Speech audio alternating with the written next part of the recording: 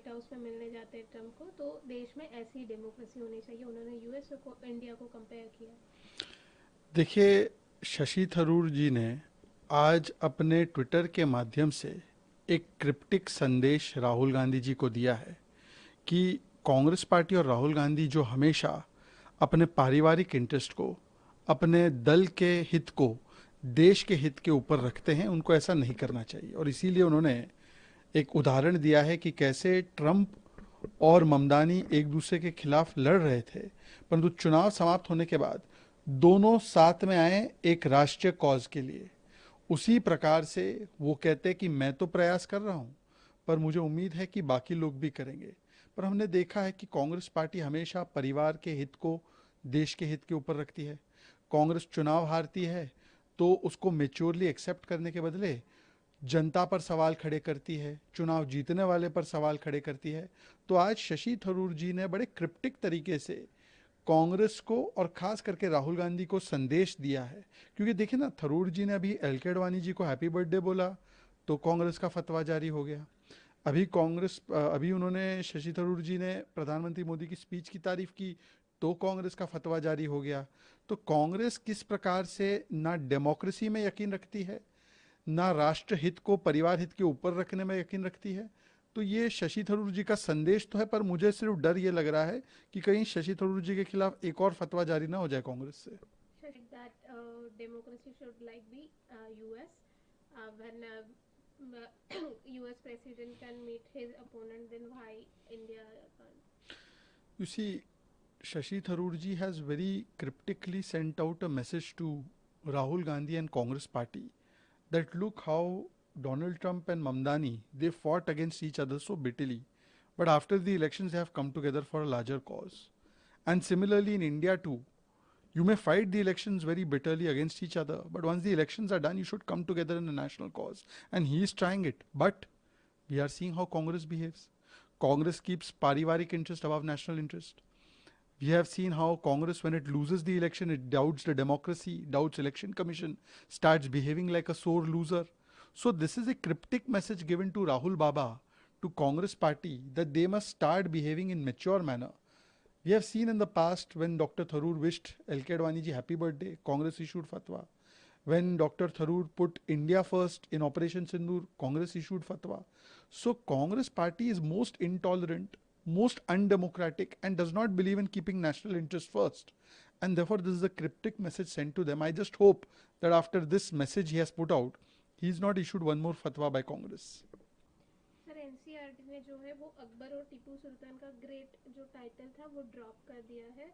उस पर कांग्रेस से काफ़ी रिएक्शंस आ रही है। कांग्रेस एमपी इमरान मसूद कहते हैं कि मुगल का गवर्नेंस बेटर था अभी से।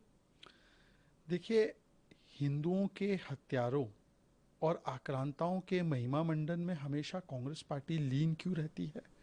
हमें सबको पता है कि जो मुगल आक्रांता आए, टीपू सुल्तान जो था या बाकी के भी मुगल आक्रांता थे, उन्होंने कई मंदिर तोड़े, उन्होंने हिंदुओं का धर्मांतरण जबरन कराया, हिंदुओं को मारने का काम किया। और ऐसे हिंदुओं के हत्यारों को, ऐसे आक्रांताओं को कांग्रेस पार्टी हमेशा यूलोजाइज करती है, हमेशा महिमा मंडित करती है। और जो भारत के महान नायक है, उनको कभी भी इतिहास में जगह ना मिले, ऐसे कांग्रेस पार्टी प्रयास करती है। इसीलिए इतिहास में जो सही स्थान था, चाहे वो छत्रपति शिवाजी महाराज जी रहे हो, चाहे वो हमारे अहोम के महान शासक रहे हो, ऐसे लोगों को कभी भी सही स्थान नहीं दिया। कांग्रेस ने हमेशा उनके तरफ एक दुर्भावना रखी। हमारे नेवल के सिंबल्स पर जॉर्ज का क्रॉस था और उसको अब हटाकर हमने छत्रपति शिवाजी महाराज की छाप लगाई है। हमारे सड़कों का नाम औरंगजेब जैसे आक्रांता के नाम पर था, उसको हटाकर एपीजे अब्दुल कलाम के नाम पर किया है। विदेशी घुसपैठी और आक्रांताओं के नाम पर हमारे आइलैंड के नाम थे, उसको हटाकर नेताजी के नाम पर किया है। राजपथ बोलते थे, उसको कर्तव्य पथ किया है। पर कांग्रेस पार्टी गुलामी की मानसिकता में इतनी लीन है कि जब एक अच्छा निर्णय एनसीईआरटी लेती है, एनईपी के आधार पर लेती है कि कोई भी आक्रांता का महिमा मंडन नहीं होना चाहिए, बैलेंस तरीके से बिना कोई व्हाइट वॉशिंग की हिस्ट्री को डॉक्यूमेंट करना चाहिए, तो कांग्रेस पार्टी आज की तारीख में आतंकियों के बचाव में आ जाती है, नक्सलियों के बचाव में आ जाती है, और पूर्व में ये आक्रांताओं के बचाव में थी। तो कांग्रेस पार्टी का मुगल आक्रांताओं से या हिंदुओं के अत्याचार करने वाले लोगों से ऐसा कौन सा कनेक्शन या रिश्ता है कि जैसे ही गुलामी के चिन्हों को हटाया जाता है कांग्रेस पार्टी बिलक पड़ती है। Has dropped the title great from the Akbar and Tipu Sultan. How do you look into this? Because Congress, there are a number of Congress leaders who are coming with the contradictory comments on it. See, Congress, out of vote bank compulsions, always did the glorification and eulogizing of invaders, of those who kept us in Gulami, and those who did enormous atrocities on Hindus. They eulogized them. The Mughals who broke the temples were eulogized. Aurangzeb was eulogized. Tipu Sultan was eulogized. We know what atrocities he did on Hindus. And now, when there is a balance, when there is a proper course correction being done, when there is a proper telling of history that is being done without over glorification of mass murderers and invaders, and all sides of history are being documented and shown, our great leaders who were ignored by the Congress regimes like Chhatrapati Shivaji Maharaj, they are getting their due space. Then at that time, Congress party is once again very upset. This Congress party ensured that our navy flag had George's cross, not Chhatrapati Shivaji Maharaj's ensign. This Congress party wanted the name of the road as Rajpath, on which there was George statue. And today when it has been made Kartavya Path with Netaji statue, they are opposing it. This Congress party wanted roads after Aurangzeb. Now it has been named after APJ Abdul Kalam, it is opposing. So Congress's heart beats either for terrorists, for Naxalites, or for the past atrocities and colonial mindset people who are doing all kinds of invasion and atrocities on Hindus. And one wonders why Congress heart beats for such elements. वो कहते हैं कि Bihar elections के बाद अभी बारी जो है वो यूपी और वेस्ट बंगाल की है। यहाँ पे बीजेपी और इलेक्शन कमीशन कोलैबोरेशन में काम कर रहा है। देखिए, ये जो भी पारिवारिक दल है, इनका यकीन परिवार तंत्र में है, संविधान तंत्र में नहीं है। और इसीलिए जब ये चुनाव हारते हैं या चुनाव हारने वाले हैं तो ये बहाना खोजते हैं। हमने देखा है महाराष्ट्र, हरियाणा और बिहार में कांग्रेस, आरजेडी ने इलेक्शन कमीशन पर निशाना साधा।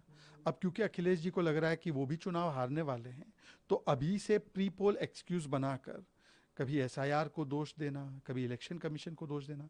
अरे अखिलेश महाराज, अखिलेश जी, आपको अगर लगता है कि गलत नाम कट रहे हैं, अभी तो ये प्रक्रिया एसआईआर की होगी।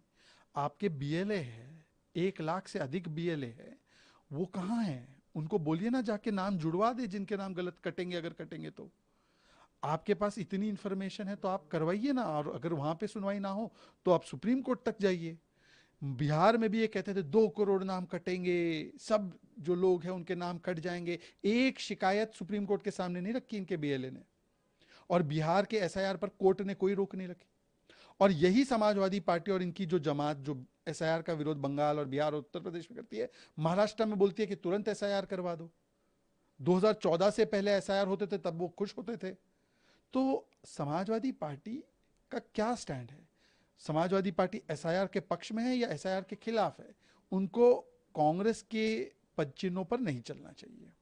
उदित राज कहते हैं कि अगर मंदिरों का शिलान्यास हो सकता है तो मस्जिदों का क्यों नहीं? इस तरीके की स्पेकुलेशन हमें देश में नहीं क्रिएट करने चाहिए। देखिए, टीएमसी का मतलब तो बन चुका है तुष्टीकरण मुझे चाहिए, और इसीलिए उनके नेता हुमायूं कबीर ने जिस प्रकार से एक विवादास्पद बयान दिया है कि वो बाबरी को उभारेंगे 6 दिसंबर को, ये वही टीएमसी है जो हिंदू विरोध में कभी जय श्री राम का विरोध करती है, राम मंदिर का विरोध करती है, माँ काली, माँ दुर्गा का अपमान करती है।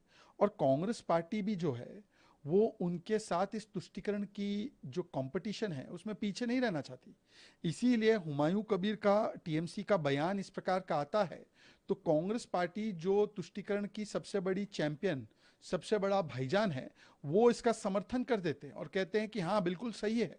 ये वही पार्टी है जिन्होंने राम मंदिर को लटका के, अटका के, भटका के रखा 70 वर्ष। ये वही लोग हैं जो राम मंदिर प्राण प्रतिष्ठा को नाच गाना बोलते हैं। ये वही लोग हैं जिन्होंने राम जी के अस्तित्व को नकार दिया। ये वही लोग हैं जब राम जी के अयोध्या में दीपावली के समय पर दियों को लगाया जाता है, तो ये उसका भी विरोध करते हैं।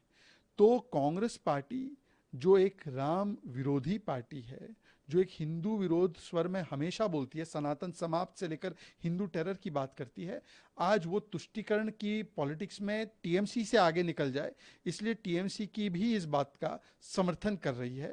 और ये कांग्रेस का स्टैंड